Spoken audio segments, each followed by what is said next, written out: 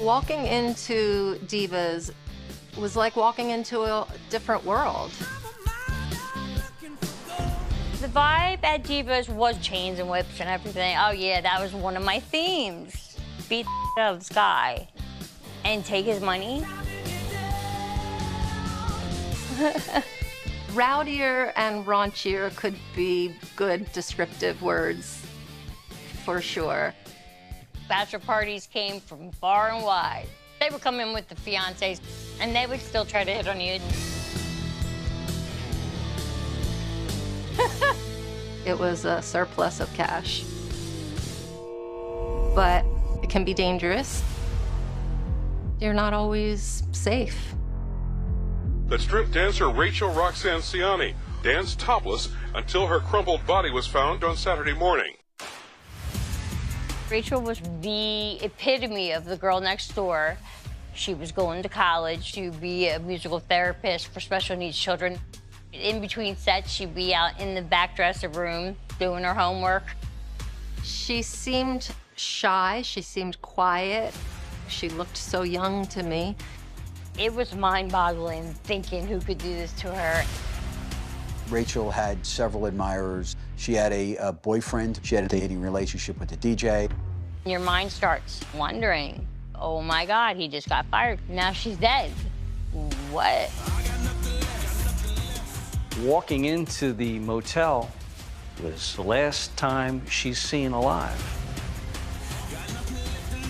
Police find a stain on the sidewalk. That looks like blood. She either jumped, she fell, or she was pushed.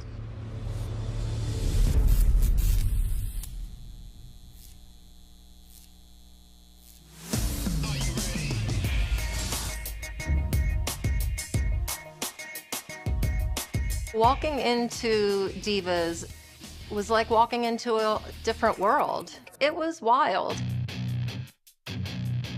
There was just more theatrics, a different energy. Rowdier and raunchier for sure. Divas was in Bristol, Pennsylvania. We used to have a night called The Edge, and they had me in like whips and chains and like, are you man enough? Because they knew I'd have no problem beating the shit out of them on stage, off stage, and get paid. We also had hot seats, they would call them, when they would handcuff a guy to the pole. We'd do a lot of things, pour ice down their pants in front of everybody in the club, and dump on them, beat them with their own belt. What a crazy thing that was for me to do. I mean, one time there was some mud wrestling thing up on the stage, which I did not participate in. They would advertise, like, this person against this person, come see him at a certain time. So the guys was making bets or throwing money. I took the championship belt from this girl who had it for 5 years.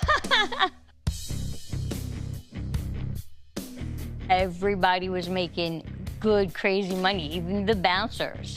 I would see a man walk in the door and I would like literally see a dollar sign. I was like, there's another dollar sign. That's how I saw them. Not men, they were dollar signs. It was a surplus of cash. Show me the money. Not every man came in for a lap dance. A lot of times in that champagne room, mostly the men wanted to talk. And sometimes if you wanted, you know, more money, they would ask, oh, flash me or pull your thong down in the back or whatever, you know, just weird little things like that. It was an okay way to make some money quick. But lines can get blurry. I might go to the diner after work with a customer. You know, I would do that. You know, I was like, oh, they seem safe. Oh, that's a friendly person. I actually dated one of the customers for a while. It can be dangerous, and even with precautions, you're not always safe.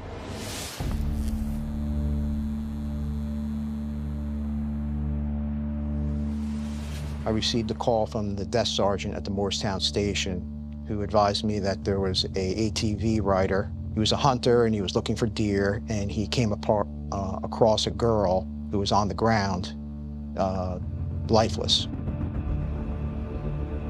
After I was notified, I drove up to the scene. It was a road right near the river, near the Delaware River. The woman's body was about 100 yards from the road, under the bridge. When we get to her body, it looked like a young girl, her early 20s. There's a direct line from that bridge to where the body is. So there's a few possibilities here. She jumped, she fell, or she was pushed. The thing that stood out, that she wasn't wearing any shoes. She was wearing white socks. And the most important thing that we saw was that, for the most part, the white socks were completely clean. You got to realize, if she had walked onto the bridge, her socks should have had a lot of dirt, a lot of debris, road gravel, items like that. I went up to the top of the bridge, and there were some fibers that looked consistent with her sweater. And then when you looked over the bridge, you can see that there was blood. So it was almost apparent that someone had draped her body over that bridge and flipped it over. When you just dump a body off a bridge, it's almost like, whether they're alive or dead, like you're discarding them like trash.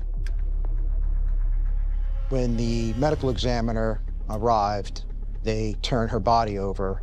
She had injuries to her head and blood spatters in the back of her neck. And we also noticed that she had broken fingernails. So it appeared that she was in some type of struggle. But we were not able to get any DNA evidence off of her neck or her body. We don't have any ID. She doesn't have a wallet on her, nothing. The only thing that was noted on her was a necklace that had a butterfly on it. One of the big challenges with a Jane Doe is, until you know who the victim is, you don't really know where to start. So they then decided they were going to reach out to the media and put out a description as much as possible of the victim. Neighbors in this quiet suburban community are in shock. This story is headlines everywhere in southeastern Pennsylvania. Who is this? That's the great mystery at that point. Once they had put it out to the news, almost immediately they received a phone call from a gentleman who identified himself as Bill Love. He said he was one of the managers of a dance club in Bristol, Pennsylvania called Divas. Divas is in Bristol Township, Pennsylvania. It's right by the Turnpike Bridge. You can see New Jersey from where Divas was. Divas was probably the most well-known gentleman's club in that area. HBO picked Divas in Bristol for a reality show because the dancers there were truly beautiful women. I wound up being on that particular docuseries, G-String Divas, and that was exciting. It was kind of a sisterhood. We all had a particular goal, whether it was tuition or, financial situation. I know one young lady, she was just, I guess, biding time until she went into the Navy. I know one of the girls I danced with had a master's degree in psychology. So it was quite a diverse group of ladies.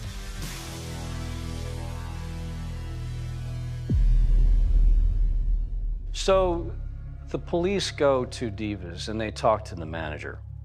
He said that the description of the victim, her clothing, and more specifically a butterfly pendant that she had, matched an employee who had been gone missing for several days now.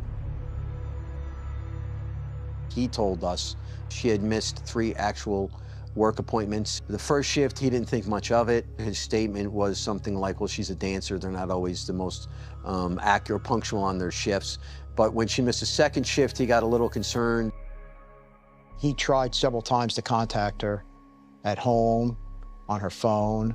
She wasn't getting back to him. He notified detectives that he believed the victim was Rachel Ciani, 21 years old. Someone from work let me know that Rachel, they found her, and she was dead. I was definitely traumatized by that, because I didn't believe it. I was like, what sick joke is this? Like, huh? It was surreal. I couldn't believe it at all. My initial feeling obviously horrified and sad. It hit close to home. My mom told me that she read an article that one of my classmates had been murdered. And then she told me it was Rachel. My first reaction was shock. And then it was just really sadness, just that, like, this beautiful soul is gone. I met Rachel Ciani our freshman year of high school. We sang in choir together. Rachel was always very quiet, but very welcoming. She had a smile for everybody. In chorus, we both sang alto, which is, I would call it the color part of the music. And it's such a neat feeling when you hear your voices blend. We kind of look at each other like, oh, I heard that. That was good. We sound good. So it was fun. Rachel and I didn't have a whole lot of financial privilege, and so our values were just placed on, I want to work hard, I want to get out of school, I want to, you know, make a life for myself. And so we didn't get caught up in cliques and social issues and all that stuff in high school. My home life was that things were tight, and I have a feeling that things were tight for her too. I know it surprised my mom when she found out her line of work. But to me, that was just a job. You do what you need to do. She was going to college, trying to pay her way through college, and that's why she danced. One of her dreams to be a musical therapist for special needs children. That's what she was studying so hard for. She saw an avenue to getting through college, to getting to the career that she wanted. And so dancing was a means to an end. It wasn't, oh, I can't wait to do this for the rest of my life. Rachel was a young person exploring and growing and, you know, still a child, basically. So as soon as the manager identifies the body, the police immediately focus on Divas. They want to interview anybody who knew Rachel, the last time they saw her, where she was, and who she was with. We learned that Rachel had several admirers. She had a boyfriend who was currently incarcerated in one of the county jails. She had an on-again, off-again dating relationship with the DJ. And then, unfortunately, there was also an incident where she had an admirer that almost went a little too far. We learned that there was a former cook at Divas that was obsessed with Rachel. He even went around calling her his girlfriend. It wasn't uncommon for him to show her unwanted attention that he apparently was warned about. It was told to us that it was almost a stalking type relationship. It got to the point where Rachel complained about him and he got let go. So then your mind starts thinking crazy things like, oh my God, the other day they fired him. Now she's dead.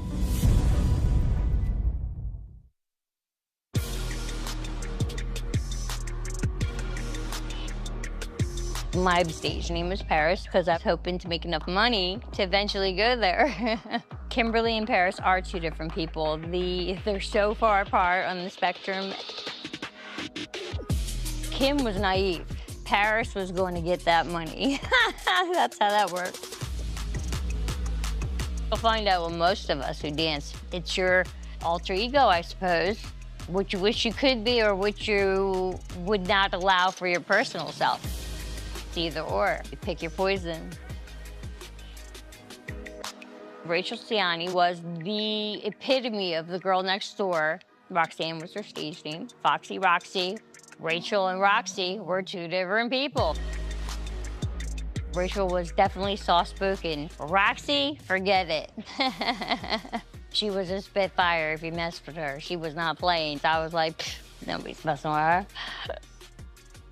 It was mind-boggling thinking who could do this to her. Definitely one of the biggest oh my gods of my life.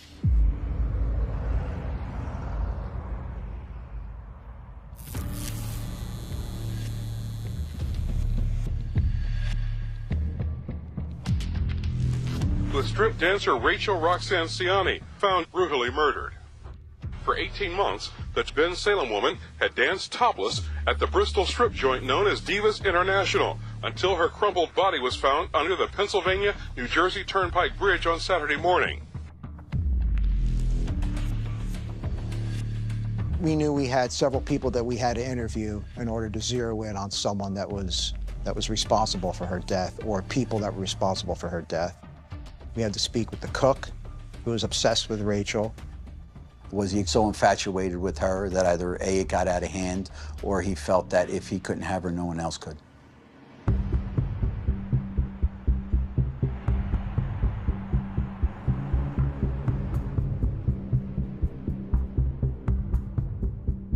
He did admit that he had a thing for Rachel, that he did want to be involved in a dating relationship, but that she had no interest in it. Potential motive for the cook to have done Rachel in? Yeah, sure.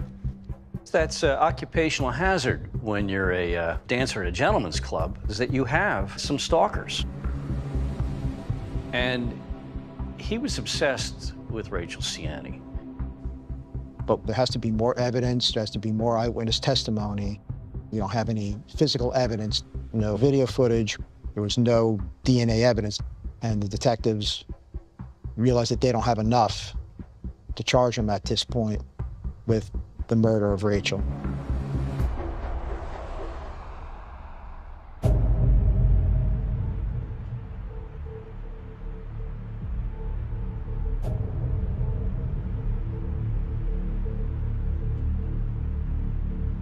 We executed a search warrant on the car, but there was also no trace evidence, DNA evidence, blood, or anything to show that she was attacked or even murdered inside that vehicle. Her car was removed, and it was so hard going into work and not seeing her car there was, it put holes in my soul. Like, I couldn't, it was a gut punch. Rachel was friends with everyone. She was 4 foot nothing. She was the tiniest little thing, not even 100 pounds. She definitely seemed reserved and modest. You know, we wore thongs, G-strings, right?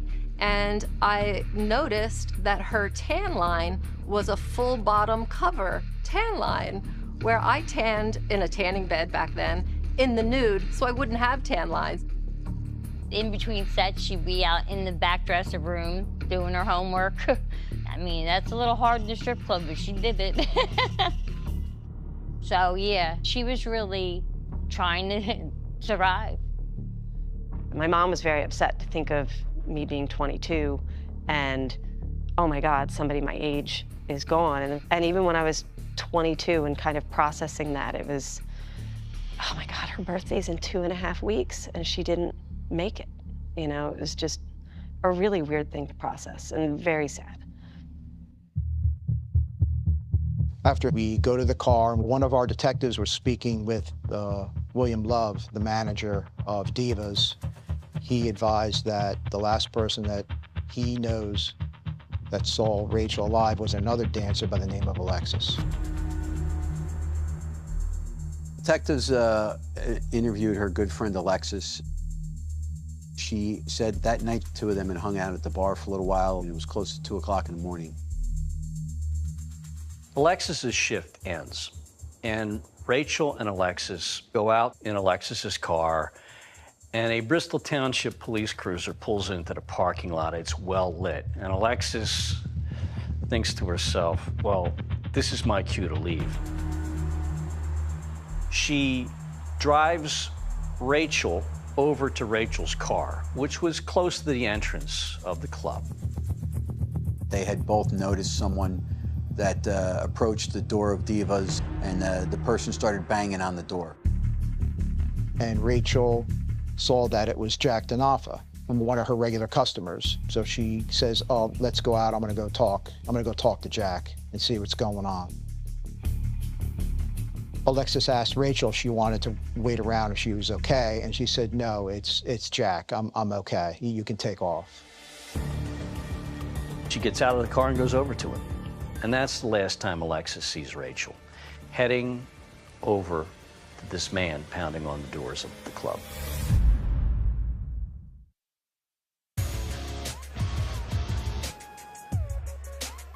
When I first heard about with Rachel, one of my first thoughts was that could have been me, easily. I was once drugged at that club. I was roofied. Right at the end of my shift, somebody managed to put something in my drink, and I lost it. I literally lost consciousness. And I had a few people that were quite obsessed. It's like, it's not all fun and money. I was looking over my shoulder, and you had to be aware. That's a real thing in the industry. That's a real thing. And it shouldn't be, you know? Anybody else can go to work and make their money and not have their lives jeopardized. In fact, I quit shortly after that because I felt it's really not safe, even though it's an upscale gentleman's club.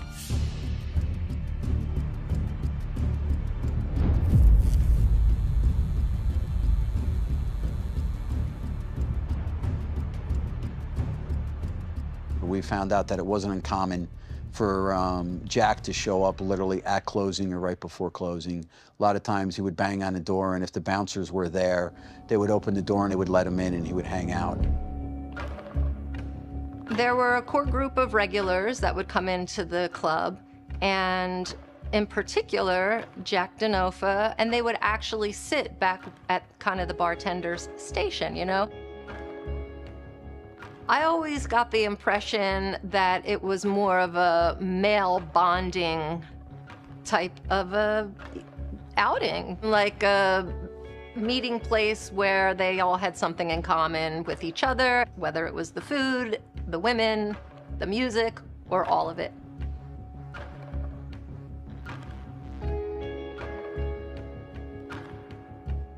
We learned that Jack Denofa went there every Tuesday night. He would eat, he would play pool, smoke cigars, watch the dancers.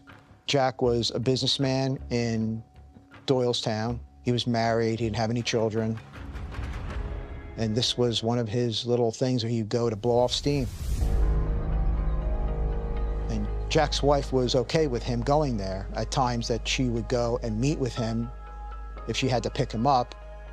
I just thought it was cool because, see, I had a lot of couples that liked me. So it didn't bother me or make me think any way that his wife would bring him there. We did see her from time to time, and she seemed really nice. And, I mean, she had to be nice. She was dropping her husband off to the strip club every Tuesday. He was always friendly, he was always respectful, he was always generous. He was just a consistently good guy, somebody who you would trust. Yeah, Jack had money and he wanted to spend it. Jack was friends with most of the dancers, but he was obsessed with Rachel. He loved him some Rachel. He'd be like, here's $100, go in the back and get her. Because she'd be back there studying. So, like, he wanted all of her attention all the time. He was like an ATM machine. He would give Rachel Ciani $100 just to sit with him for an hour. He would give her so much money that she told the other dancers she didn't have to get up on the stage to dance for dollar bills. We also learned that it wasn't uncommon for him to stay at the motel that was attached to Divas. Divas was connected to the Econo Lodge, actually connected. They were in the same building. You know, you went in one door and there was the hotel. So it was typical for a client to, if they got too drunk, stay at the hotel.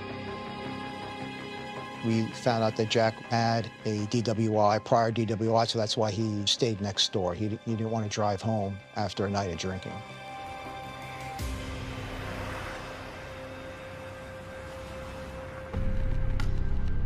When detectives interviewed her good friend Alexis, Alexis gave a statement to the police that Rachel was last seen with Jack, one of the patrons they knew from the bar. Before Alexis left, she observed a Bristol Township police officer come into the parking lot. We realized that we needed to speak with this officer. Was he one of the last people that saw Rachel alive?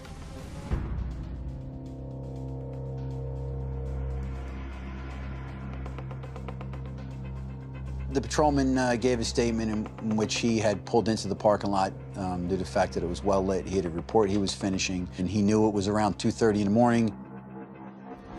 It was apparent to the officer that Rachel and Jack were friendly. He saw them converse for a little bit, and he saw them both walk from the Divas establishment into the entrance of the Econo Lodge and observed them walk down the hall past the front desk into the hotel.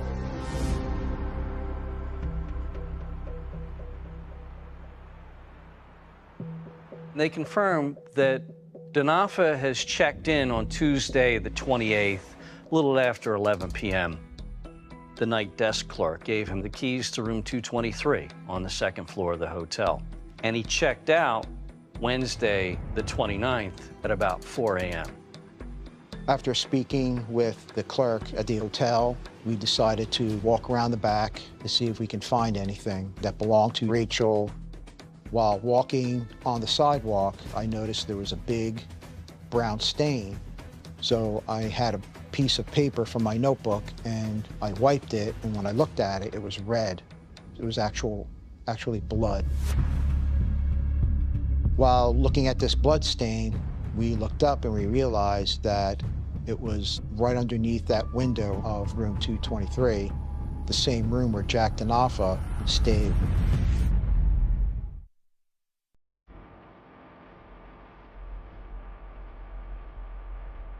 I went to Rachel's funeral for the number one reason is realizing that could have been me. It could have been anybody.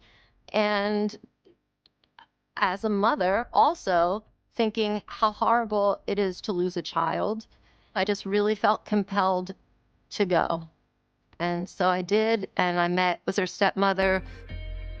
But I remember her coming up to me and asking me, was I a dancer? And I said, not anymore. And she, you know, was very motherly and urging, don't ever do that again, don't go back to it. It was a very gut-wrenching experience. So I can't imagine what her family must have gone through and probably still goes through. Yeah.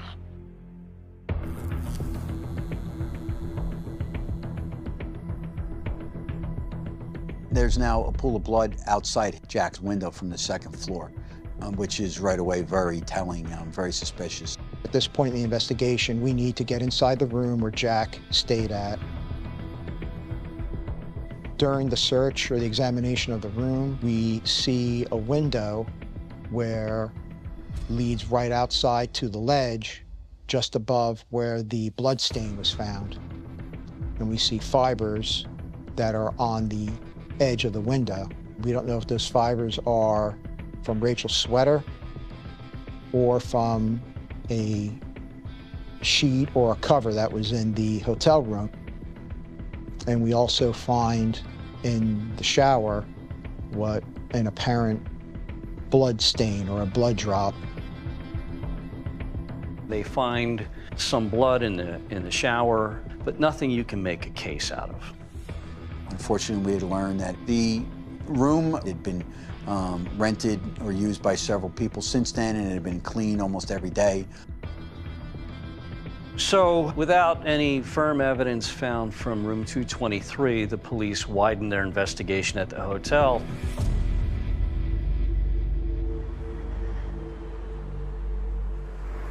I was involved in an interview of two individuals that were actually in the room below him.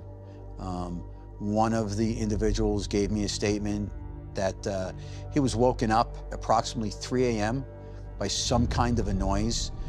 He couldn't remember if it was a scream or a loud noise. And then he listened, didn't hear anything else, and went back to sleep.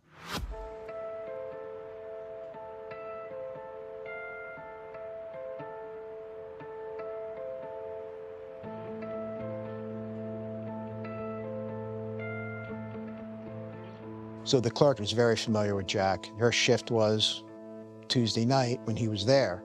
So she knew his routine. When he didn't follow his routine, she noticed it.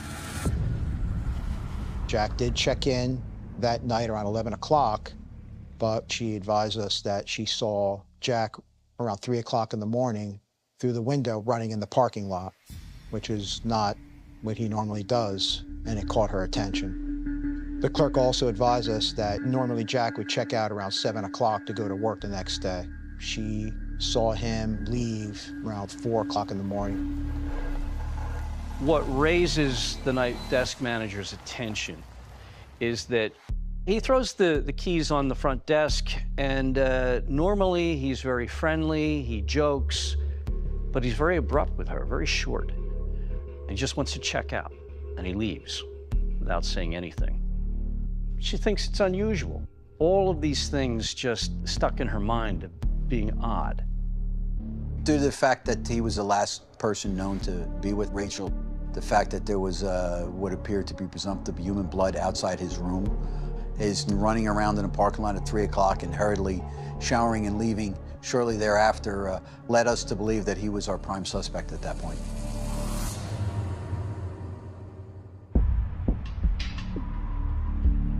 The detectives went to Jack's residence, ended up approaching, knocking on the door, ringing the doorbell. His wife answered. They identified themselves to her, told her that they needed to speak to her husband, and then it was in reference to a homicide they were investigating. As soon as she finds out it's about the death of a dancer at Divas, his wife says, I knew this was going to happen one day. I knew this was going to end with police.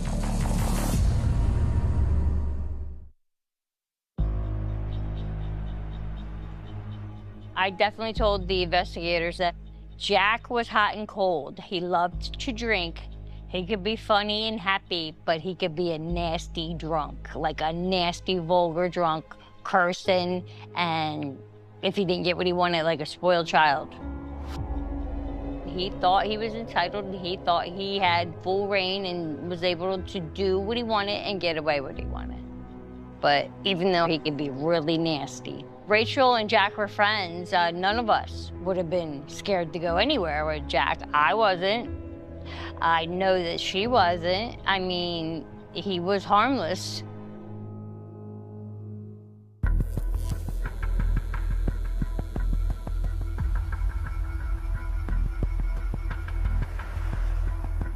During his interview, he advised detectives that he had known the victim, Rachel, for approximately 2 years, and he made it seem like she was very friendly with him and that she jokingly said that she would have sex with him, but he stated he would never do something like that. He's married. He tries to portray Rachel as this flirt who somehow had a crush on him. He's asked, well, do you think that anybody would want to harm her? So he tells the police, well, you know, she's had a lot of stalkers, she hooks up with losers, and then he points the finger at the cook. The cook at Divas, he was obsessed with Rachel Ciani. He wanted to have her as his girlfriend in the worst way. But the police dismissed him as a suspect. They don't have any direct evidence against the cook. And so they asked Jack, where were you that night? What were you doing? He said he was at Divas, that he was there for several hours drinking, that he had left that establishment, went to another place.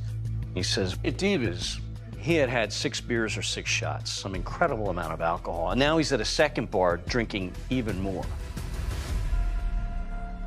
He claimed a friend drove him back to the motel that was attached to Divas, and that he walked straight in and went to sleep.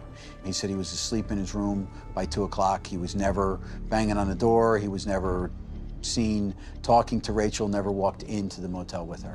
Now my antennas are definitely going up. It's contradicting what not only a friend of the victim stated, but a police officer. They begin to confront him how his story is completely different from the eyewitness accounts.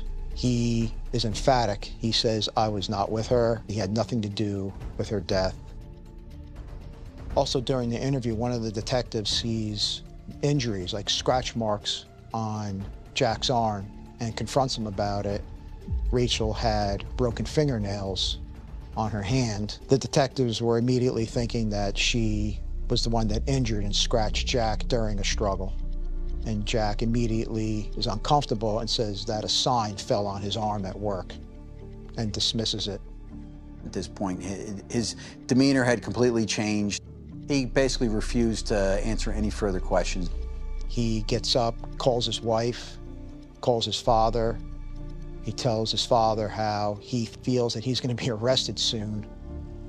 And the detectives are like, where did this come from? He's telling us that he didn't do it, but now he's telling his father that, I think I'm going to be arrested soon. So this was a huge red flag for everyone. But all the evidence that we had was circumstantial. We didn't have a confession. We didn't have a video of him hurting her. There's still no direct evidence linking him to the crime, so he's free to go. In a situation like this, as an investigator or detective, it doesn't feel that great when you have to let your prime suspect, walk away. But legally, that's what we have to do at times until the charges are authorized.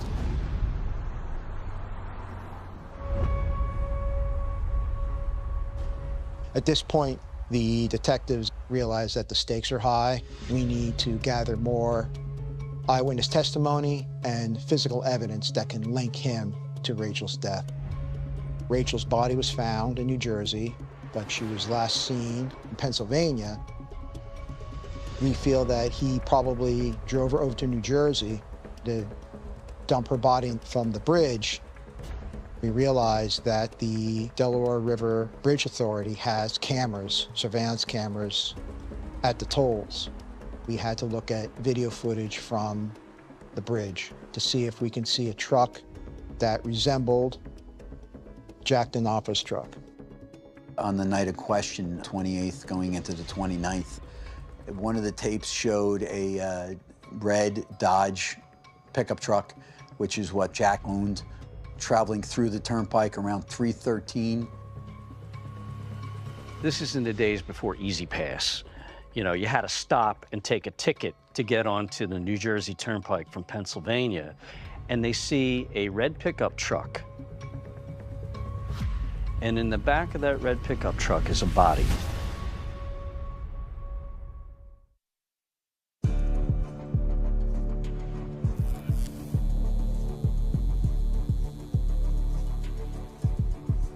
What you can see is a truck that's identical to Jack Denofa's truck. And then when the truck was going through the toll, you can see a body in the back that was wearing clothing that was identical to Rachel's clothing. It was approximately 3:13 a.m., and approximately half an hour later, the truck returns with no body in the back of the pickup truck. Unfortunately, because of the quality of the video, we weren't able to see who was driving that truck or a license plate. So our next challenge is placing Jack Denofa in that truck.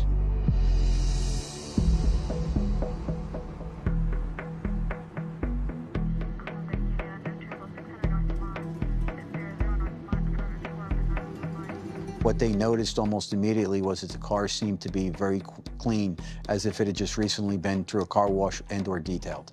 They weren't just going to take the truck at face value. They searched that thing headlight to taillight. Upon further examination of Mr. Denofa's pickup truck, it had a bed liner. We immediately removed the bed liner of the truck, turned it upside down, and sure enough, there were reddish-brown stains consistent with blood.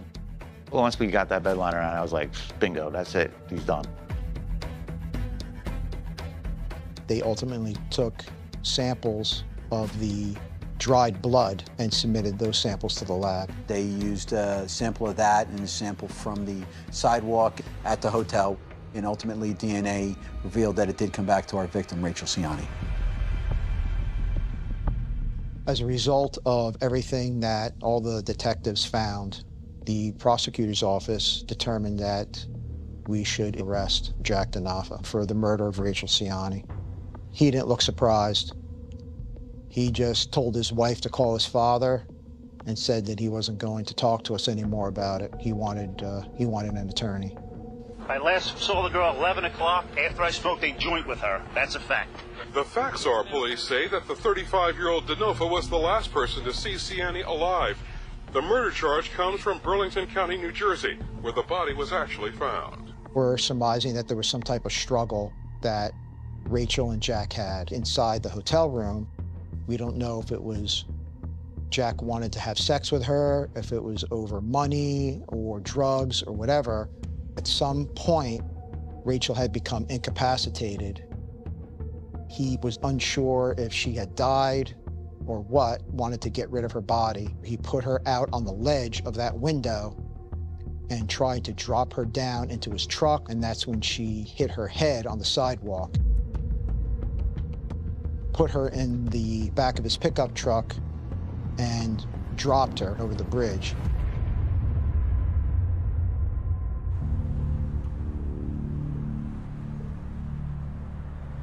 I was shocked to hear that Jack was accused of her murder.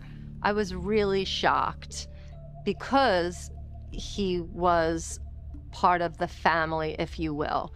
It was really horrifying, and it really made me think about just people in general, what makes them flip. That was a turning point for everyone who didn't believe it was Jack. It still sent shockwaves, of course, because this person you thought you knew. You thought you had a great judge of character, and I don't know that you could do this, which horrified me. Rachel's death, at least locally, had a little bit of a shockwave in that community, that they started actually protecting their girls more. There are other dancers that aren't at as high a risk because of how devastating this was to everybody that knew Rachel.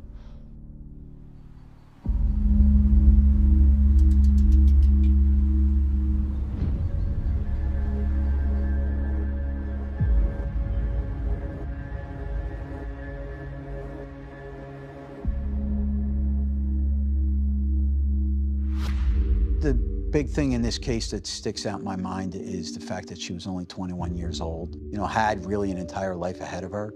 Unfortunately, it was ended. The saddest and most angering thing about this is how easily women are victims of crimes.